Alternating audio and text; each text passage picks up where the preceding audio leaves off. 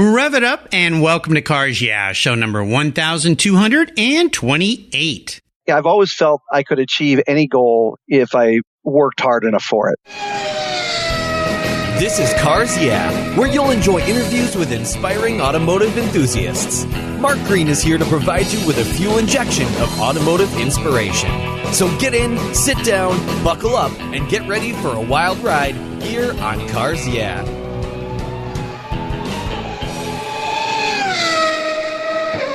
Hello, automotive enthusiasts. I'm revved up and so excited to introduce today's very special guest calling in from Las Vegas, Nevada, which is very appropriate today because it's Valentine's Day and Las Vegas is for lovers. Stuart Sobek.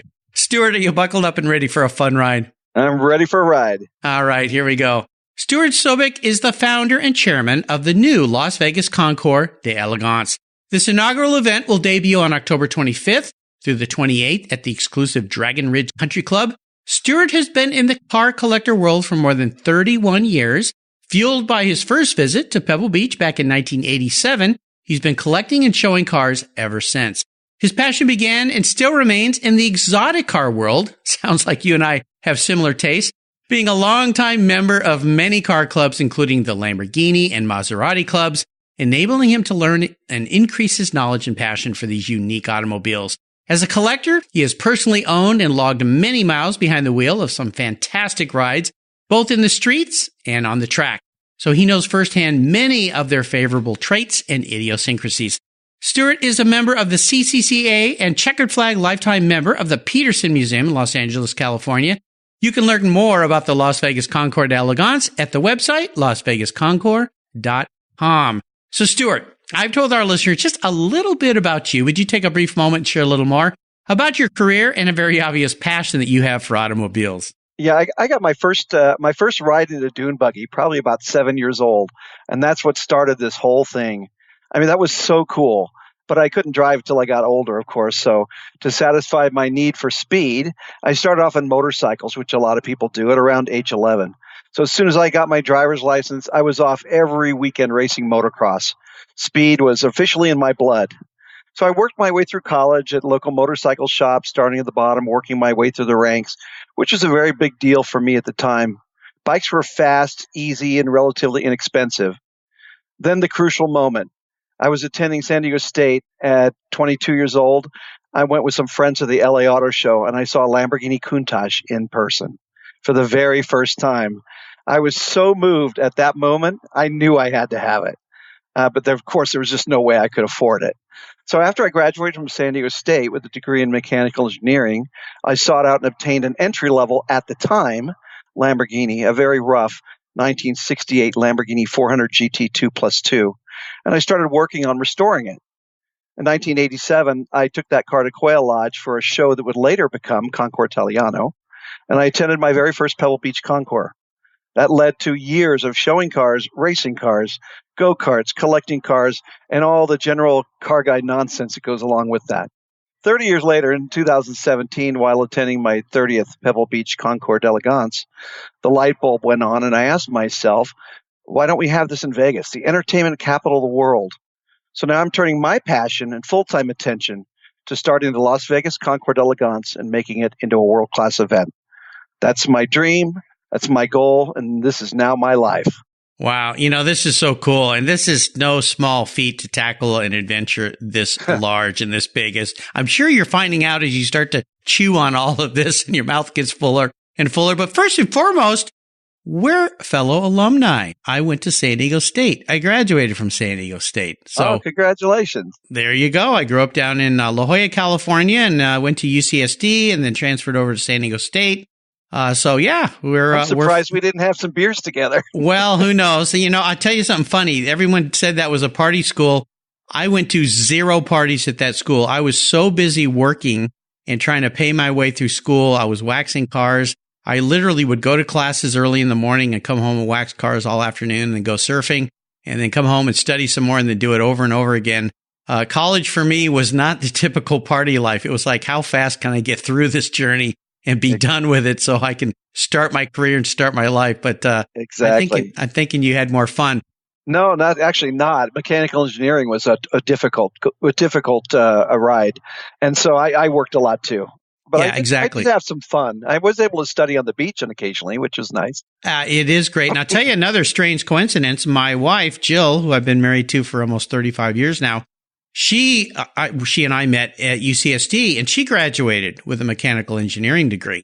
Oh, One of only 2 women in her class that year to graduate with that degree. So I guess somehow, San Diego State, mechanical engineering, I mean, somehow how we didn't run into each other, I don't know. I'm not sure either. More importantly, we're here today to talk about what you're doing. And as we continue on your journey, I always like to start with a success quote or a mantra. This is some kind of saying that's been important to you. It's a nice way to get the inspirational tires turning here on Cars Yeah. So, Stuart, take the wheel. Oh, right here on my desk is a sign that says "Everything is possible," and I stare at that sign all day, every day. I've always felt I could achieve any goal if I worked hard enough for it. And I've always set my goals very high, as you can imagine. And I've always worked really hard to achieve those dreams. Everything in life is about how much you want it and how hard you're willing to work to get it. But, nothing comes without sacrifice. I've always been willing to do what I need to do to reach my goals. Yeah, well, it's a great saying. When you started to say that, I thought you were going to say everything is important, because I had a awesome car guy on this show, Rob Dickinson, who builds those incredible Singer Porsches reimagined cars. And that's his saying. Everything is possible, but everything is important. Yours is everything is possible. But when you're going to launch yourself into a Concours event, and this is a huge endeavor, and I'm going to have you get into a little more details about what's going to happen with this event. I'm so excited. And I'll let our listeners know, I talked to Stuart. I'm going to be helping him later this year to promote that event in a special way that I do things here on Cars Yeah, that he doesn't even know about yet, but I think he's going to like what I'm going to have to tell him. Well, it's a nice way to just get the word out there amongst all my listeners so they can head over to Vegas and attend your show. I love it. Let's go back in time, though. You didn't kind of, but you told me the story of this Lamborghini fascination with those cars. But is there a story you could share that was a pivotal moment in your life when you knew you were going to be a car guy? Yeah, when I was very young, my neighbors had one of those old school dune buggies. Yeah, with a fiberglass body and the big exhaust pipe sticking out the back, the big loud VW engine. Yeah. And so I was a kid on the block, and so everybody got rides. And so the first time I rode in that dune buggy, I was just absolutely hooked. The speed, the noise, the wind in my face. I was probably only 7, but I'll never forget that moment. Yeah. That was a pivotal moment for me. I knew then that I wanted the noise, the power, and the speed. And fast forward, many years later, nowadays all of my friends are car people. And you meet people in car clubs, and soon they're your friends. And even at the events where you don't have your cars, so many of those people have become close friends. We all share a bond, which is a passion and love for cars. And so that was really pivotal in shaping my adult life. Yeah, no doubt. Do you know whether or not that dune buggy was a Myers-Manx? I'm thinking it was, but I didn't really know at the time. Yeah. It probably was. I had Bruce Myers as the guest on my show. He's up there just northeast San Diego County where I grew up. Yeah. Yeah, where he builds those. Still to this day, he's still building those things. I mean, the guy is incredible, just a powerhouse. But my aunt had a couple of those, and we used to go down to Baja California camping. And I remember being about 9 years old, and she let me drive her Myers-Manx down the beach. And I thought, man, this is like so cool. We had to put pillows behind me because I couldn't quite reach the pedals. But yeah, those things I was hanging really on cool. for dear life. Yeah, you are. Yeah, well, especially but that there. was the fun part, Yeah, I know. It is cool. Well, let's talk about some of the roads you've driven down here, Stuart. And I want to have you kind of delve into a challenge or a failure you faced along the way. And the reason I ask these questions has to do with the lessons learned, because no doubt, everybody's going through something at some point. If you've gotten through life without any challenges, I'm not so sure you've tried hard enough. So tell us about one of your experiences and kind of walk us through that and tell us the learning lesson that was behind it. Well, it was more recently than I would like, actually, probably around 2007 when the last recession hit. Yeah. I had a huge warehouse and I had a formidable collection of cars, but, tough times were ahead. And unfortunately, I had to sell many of those cars to stay ahead. And you heard that story many, many times. But, as much as I hated to, I did what needed to be done. The worst part, of course, was the prices were way down. And so I sold at painfully discounted prices. Yeah. And it really hurt. And I lost some of the loves of my lives. But over the years, I've endured. I've gotten back on my feet. And I'm in the game again. So what did I learn from all that? Now, I'm going to get a lot of opposition from my car collector friends. But what I really learned is, how many cars do you need? Yeah. And people are they're going to kill me for saying that. But yeah, people don't realize the effort that it takes to support a huge car collection, not just the money, but the time. I tell people it would take me all day just to go in the shop and just check the air and the tires, just undo the battery, start them up, just do the most basic things that would take you an entire day. And I didn't have a big shop with a foreman and all that like a lot of people do. So I learned that it was fun. I had a good time, but now I'm down to a much, much smaller, more manageable collection. And I don't see myself having a big collection like that ever again. This is an important lesson, I think, for a lot of people. And everybody has been through some type of a tough time. And that recession affected so many of the guests I've had here on Cars Yeah. And they've had to make sacrifices. I know I had to let a car go that I really loved to pay for my son's college education because he ended up going to an awesome school. That opportunity far exceeded any need for me to have that car. And I was sad to let it go, but at the same time, very, very happy. I bought it right. I sold it right. And the money went to that cause. And, I had a good friend of mine. I was kind of, woe is me. And I wish I didn't have to do this. And he said, Mark, he goes, you can always buy another car some other day. But when are you going to ever have a chance to help your son get an education like that? It's true. Never. And it just did a paradigm shift. But I think you're right. I know a lot of people who collect a lot of different things. It could be something as simple and silly as license plates or toy cars. I've had probably too many of those in my life. Yes. Model cars. Yes. And there's a point where these collections own you versus you owning them. Exactly. Right? Yes. It's true. And I think when you get to that point, and I was at that point with some cars and motorcycles at one point, I didn't have a whole lot, but it was starting to be a lot of work to deal with them. And I remember my wife has been so kind to me over the years of spending money on car stuff. I mean, I married a saint. I guarantee it. She's rolled her eyes a few times, but never ever, said, this is stupid. I think she once said, well, if you think that's a good idea, go ahead and buy it. Those are the words of death to any guy who's married. Well, what that means. I know. Yeah. You know exactly what that means. You better be real smart how you step here. But let me ask you this. I mean, for words of advice for people that think acquiring a lot of stuff is important, I think you get into a point, some people find it younger, some older, that you realize it's not really the stuff that's important.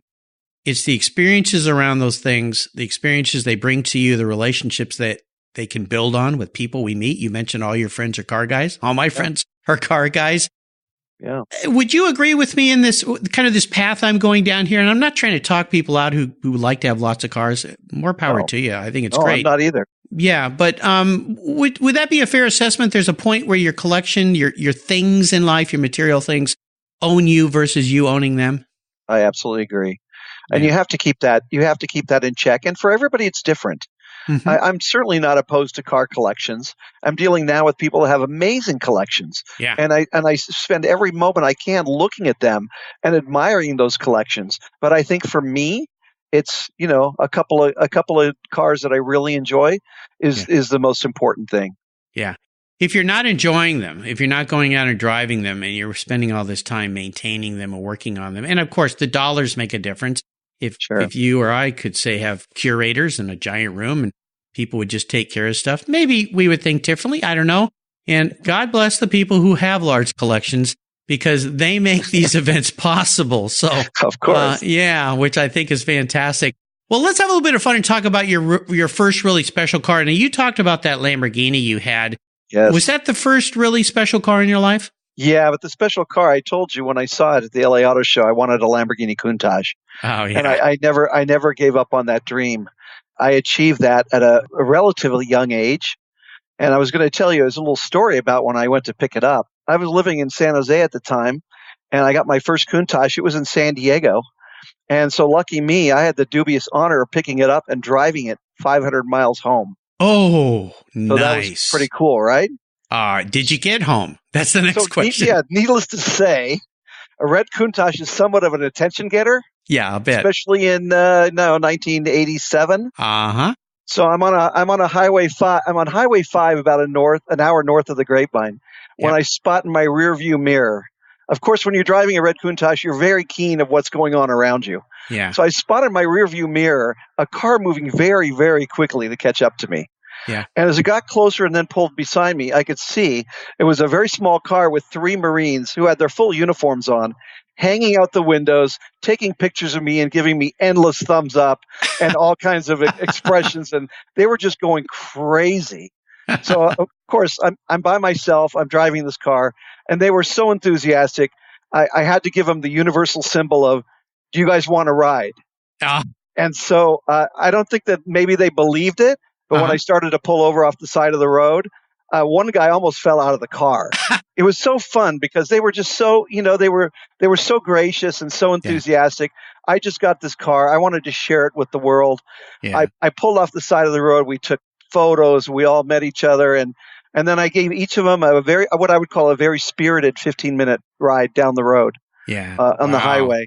Nice. And it was just super nice. I enjoyed their enthusiasm, and I enjoyed sharing that car with them. Oh, man, you are a king of the road. I mean, gumball moment there, driving that car. And Semper Fi to all those Marines out there. Marines have a special place in my heart. My father-in-law, we lost him several years ago. He was a Marine, lifetime Marine. I mean, you are a lifetime Marine when you join the Marine Corps. You're never out of the Corps, that's for sure. But wow, those guys thought that they'd landed in heaven, They were happy taking pictures, but I've always felt these cars should be shared. Yeah. And I've always given people rides and taken people out and let them experience. And a lot of times I let people drive my cars too, because, you got to give back and you make those fun memories. Yeah. And I remember when I didn't have a Countach, I wanted to drive one so bad. And I never got the chance to do that. So I've always enjoyed being an ambassador of the brands, whatever I'm driving. And for me, that's part of the fun of owning a really cool car. Yeah, absolutely. Shout out to a friend of mine up here in the Pacific Northwest, Mike Wilson, has a red Countach and shares it with people, takes it to events, drives it all the time. I mean, he uses the car. It doesn't sit, which I think is absolutely fantastic. So thank you to Mike and you and all the folks that share their cars. How about seller's remorse? Now, you talked about letting a bunch of cars go. No doubt there was perhaps one in that group that you really wish you could have kept. Yeah, I had a 2005 Mercedes McLaren SLR. Ooh. And that was just really a sweet car. I mean, I love the design elements and the history and the heritage of that car, plus that huge clamshell hood. Yeah. And that just was an incredible piece. Yeah. But there were some bits about it that were really strange, but there were also some uniquely beautiful engineered pieces that were just so McLaren. Yeah. It was great to drive. It was really comfortable, even for a long trip. And I just bonded with that car. I mean, we fell in love from the very first time I drove it. I had it for a few years, and we formed a really deep bond. And I really hated to sell that car, but it was part of what I needed to do. Sure. And I still have memorized the last bit of the VIN number, and I watched for it. I kind of look for it. I wouldn't say stalking, but I watch for it. And when I see those cars for sale, I want to see maybe I can check and see how she's doing, or get a little status update, how many miles she's gone on, or where she is, or kind of track her. But that was a love I would love to get back. No doubt. Well, I would love for you to share a lot more with our listeners right now about the new inaugural Las Vegas Concours d'Elegance. I know for a fact there's going to be some really cool things happening with this event. There's an opening night gala, inaugural concours, a tour d'elegance on the Las Vegas Strip. There's the Helene Award and the Celebrity Golf Tournament. So walk us through what people can expect when they fly in, drive in, roller skate in, skateboard in, however they get to Vegas later this year and can enjoy this really spectacular event you're going to put on. Well, my dream of putting on a unique concours in Las Vegas is coming true. But even more so, my dream and the vision I always had was to see these cars of the Concours d'Elegance cruising on the Las Vegas Strip. And I'm very proud of the fact that I could get the city of Las Vegas to do a strip closure for us. What? to run our cars. They're going to close the strip for you. On the strip without Whoa. traffic and without danger. Wow. And that is so who do you know, the governor or something? I've got some friends. Yeah, I guess. I've got some friends who helped me make that happen. And it's really difficult to do. No kidding. But I was able to get it done.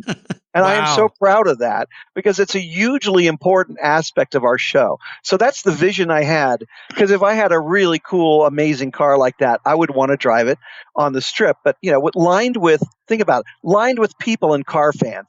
Endless media coverage, all those people cheering and yelling and seeing something, the dichotomy of that old classic, like an old Packard with those city buildings around it. It's just so beautiful. And I mean, that's really my dream. And the dream centered around that. So, of course, people want to have parties and fun. Respectfully for Las Vegas, I wanted to allow people enough time to have some time to see Las Vegas, too. There's a lot of things to do here.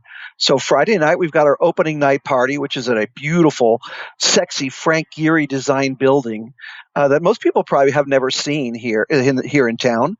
I think people who even live here haven't seen it. It's a Frank Gehry design building. We got Wolfgang Puck doing the food, high-end drinks, and some surprise entertainment things going on that night. Saturday, we're at Dragon Ridge, the most prestigious gated community in America, for on the 18th hole for our Concours d'Elegance. And we're there from 9 to 4. And we've got a world-class team of judges using ICJAG guidelines, top-notch, world-class. We've invited a lot of famous collectors from all over the world. That's Saturday. Saturday night's free. It's free for you to go and do your own Las Vegas, whatever you think that is. And then Sunday, we've got that magnificent tour in the morning, roughly from about 10 to noon. We've got a period where we have the strip, and hopefully that tour will be ending at our host hotel, which is Bellagio. Nice. And we're trying to design it so that we have the cars end there, parked around the fountain, so people can come and see them, like what they do at after the Tour d'Elegance in Carmel. Oh yes, yeah.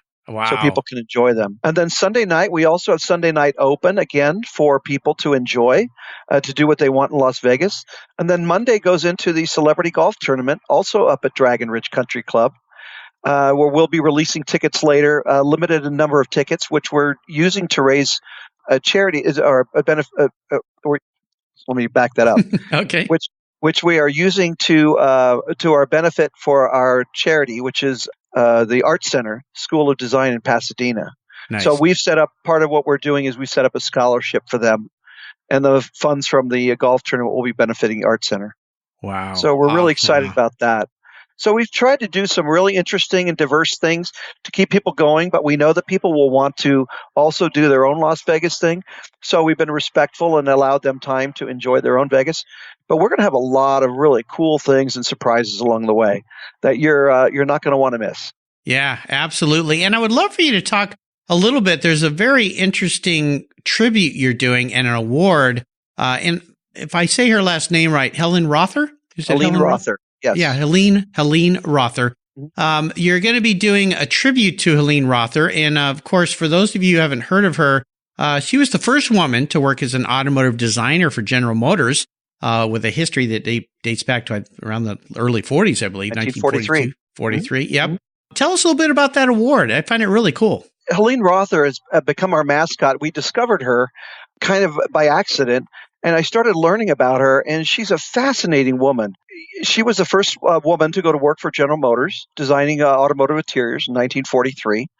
She had a very interesting past as an artist, designing comic books, doing pins and personal items, fashion items. Mm-hmm. But she's really a remarkable person. So we've taken her on kind of as our mascot and our namesake. So we designed this Helene Award around her.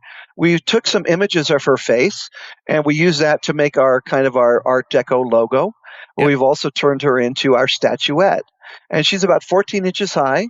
She is going to be turned down on a mill, like a machine part. Mm-hmm. So she's actually a car part. It's a really cool, beautiful statuette that we feel is an appropriate kind of a dedication to her. And we want to bring her memory alive, and we want people to learn about her because I think that she's really an important person in history. And so, we want to educate people about her, who she was. That is very, very cool. I love that. So I noticed when I go to your website, which is very cool, and I know it's a work in progress as you grow this show and everything, because you don't have last year's show to present. Is that what I see on your landing page with that beautiful sculpture that's rotating and turning? That's her, yes. That's her, yeah. She's a very petite woman. She's only 14 inches tall, but she packs a lot of punch. That's for sure. Does. Yeah. She's a beauty. Yeah, she is. And I'll let the listeners know that what they're referring to is this timely award is going to be presented each year to a deserving innovator in the automotive industry for outstanding achievement in the design, development, and future of automobiles. This is a very cool thing you're doing, and it touches my heart because next month, the month of March here on Cars Yeah, I'm dedicating the entire month to women in the automotive industry. I'm going to interview 21 back-to-back women who have chosen careers in the automotive industry and have made an impact. So for you listeners, be ready for Women's Month, celebrating Women's History Month here on Cars Yeah. All right, Stuart. Yes, nice. Up next is the last lap before we put the pedal to the metal. Let's say thank you to today's Cars Yeah sponsor. Do you know the best way to protect your vehicle, both the exterior and the interior, is with a car cover? I've been using Covercraft car covers since 1975. That's right. 1975. It's a fast, easy, and inexpensive way to keep your vehicle looking new. Covercraft has been manufacturing premium quality exterior and interior covers for over 50 years with a stellar reputation for durability and design. They're the world's largest manufacturer of custom patterned vehicle covers that are crafted to fit over 80,000 patterns and growing. They are the only cover I'll put on my vehicles. You can choose from a wide variety of fabrics, styles, colors, and more. From full cover designs for factory to custom-made vehicles, plus convertible top covers, trucks, truck cab coolers, motorcycles, scooters, ATVs, trailers, campers, personal watercraft, and a wide variety of custom features. Covercraft is the right choice. Learn more today at covercraft.com and tell them Mark sent you. That's covercraft.com. Are you looking for a way to get your products or services into the ears of thousands of automotive enthusiasts around the globe? I can help. This is Mark Green here at Cars Yeah, and I'd be honored to be an influencer and ambassador for your brand in a unique and personal way. 5 days a week, thousands of subscribers and listeners enjoy the Cars Yeah podcast and website. Contact me today and I'll show you how at mark@carsyeah.com or connect with me through the Cars Yeah website at carsyeah.com. Hey, Mark Green here from the Cars Yeah podcast. Did you know you can now see me on the Cars Yeah TV show? That's right. Cars Yeah is now on MAV TV. I visit some of the past Cars Yeah guests and take you along for the ride. Go to mavtv.com to learn more where you can enjoy Cars Yeah TV. MAV TV is also available on DirecTV, Fubo TV, Fios by Verizon, or you can stream it through mavtv.com online. And they said I only had a face for podcasting. All right, we are back, and this is a bit of an introspective question for you, Stuart. If you woke up tomorrow and you were a car parked on the lawn at the Las Vegas Concours Elegance or in the garage or wherever you might be on the road, what would Stuart be and why? Well, I don't know if I wouldn't be parked on a Concours because I would be a Jeep. Okay. And why a Jeep? Despite all my supercar background, I mostly drive a Jeep. And I really like it. And I associate with it because I consider it fun-loving, reliable, I'm tough, versatile, and ready for anything. And I would be like a Jeep because I could make do in a variety of situations. I don't mind getting my hands dirty. I prefer smooth roads, but often I find myself on the bumpy roads, and that's okay. Slow and steady. We're going to get to our destination one way or another. Yep. And somehow along the line, the long way is the best way. Yeah. So for those reasons, I think I would be a Jeep. I think that's a pretty cool answer to that question. I love it. And, being out there in the desert, there's lots of wonderful places to take a Jeep off-road, go out and enjoy the beauty that is Las Vegas and the Nevada desert there. So I think that's a perfect answer to that question, Stuart. Very nice. Well, we are up to the last lap. I'm going to fire off a series of questions and ask you to give our listeners some very quick blips of the throttle answers. So here we go. What's the best automotive advice you've ever received? Change your oil. Yes. We all know that. Yeah, Change your oil often. I know, but people don't do it, and these days cars, you can go 10,000, 20,000 miles. I'm like, no, don't. It's such cheap insurance. Now, how about a personal habit? Is there one that you have that you believe has contributed to your many successes? Probably just a commitment, a dedication, a commitment, a willingness to work hard to get what I want. There you go. How about a resource? There are incredible resources for us these days. Is there one you'd like to share? Well, what about Cars Yeah? Well, that's awful nice of you. The check's in the mail, Stuart. Yeah, there you go. That's very nice. Well, I hope this podcast is thought of as a resource because I certainly have, now 1,228 resourceful guests that you can come and learn from. So thank you. Thank you for pitching me that way. I appreciate it. Sure. Now, if I could arrange for you to sit down and have a drink on the Concours lawn with somebody from the automotive industry, living or deceased, who would that be? Well, that would have to be my friend Helene Rother. I have to go back to Helene. Yeah, I would love to ask her. She was originally hired by Harley Earl, who was one of the fathers of the Corvette. I would love to ask her how she applied to that ad and how that came to be. And I'd like to know everything about her first meeting with Harley Earl, how she got hired to work for him, and their conversation. I would love to have been privy to that conversation. I think that would be so fascinating. Absolutely. That's what I would talk. I think I could talk to her about that for hours and how she was able to achieve those dreams in her life. Well, yeah, and being a woman in the 40s, 50s, I mean, that was a very unique position for women to be in the automotive industry. I mean, at that level of a designer in particular. So I think it'd be great. Are there any books about her that you've found or read? There's one in particular I really like. It's called The Damsels of Design, the Women Who Changed Automotive History. And it's by Constance Smith. And it's a really great read about a team of women designers that Harley Earl hired to design cars. It was a few years after Helene Rother, but Harley Earl's dream, was to have a whole team of 7 or 8 women that would design the entire car inside and out. And they did, like some of the famous GM Firebird cars in the 50s. Wow. Designed entirely by women.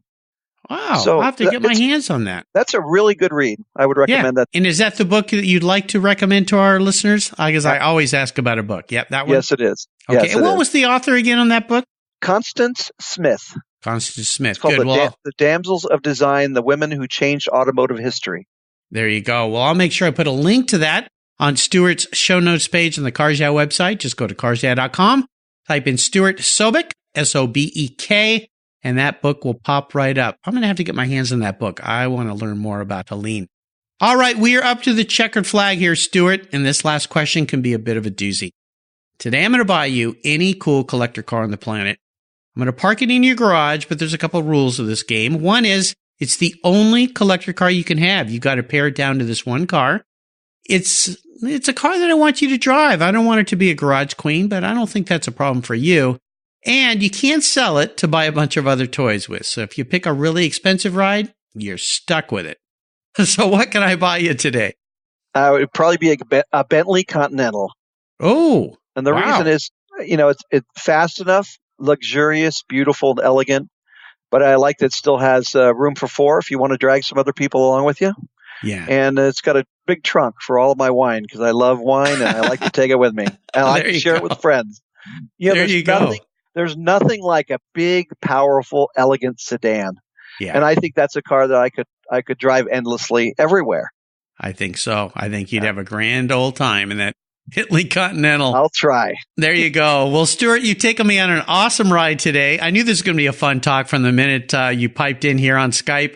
I've really enjoyed learning more about what you got coming down the line here. Could you share a little piece of wisdom or guidance with our listeners before you drive off into the Las Vegas sunset in that Bentley Continental? I would have to just say, set your goals and go after them. Make your dreams come true. You can do anything you want if you're willing to work hard enough to make it happen. You just have to want it bad enough.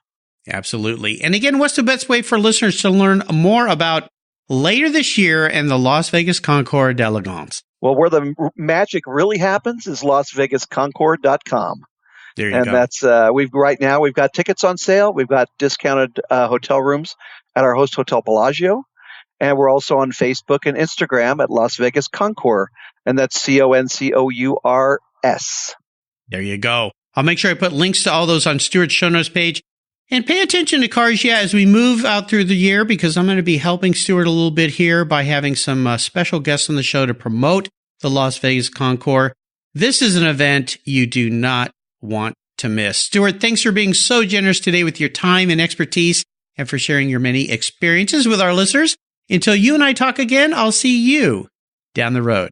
Thank you. It's been my pleasure. My pleasure as well. You take care of your cars, but who takes care of your investments? Tune-ups aren't just for engines. Updating your financial plan is important too. Your GPS may take you from A to B, but it won't help you on the road to financial freedom. For that, you need a good co-pilot and a very trusted advisor. Chris Kimball, CFP, is just the man for the job. He'll guide you down that road without driving you crazy. For over 25 years, Chris has helped people just like you and me with their financial planning and investments. With a master's degree in financial services, he is eminently qualified, and he's a car guy too. Learn more at chrisvkimball.com or call 866-ON-A-PLAN. Securities through Money Concepts Capital Corp. Member FINRA SIPC. CK Financial Services is not affiliated with Money Concepts Capital Corp. Thank you so much for joining us on today's ride here at Cars Yeah. Drive on over to carsyeah.com to find show notes and inspiring automotive fun.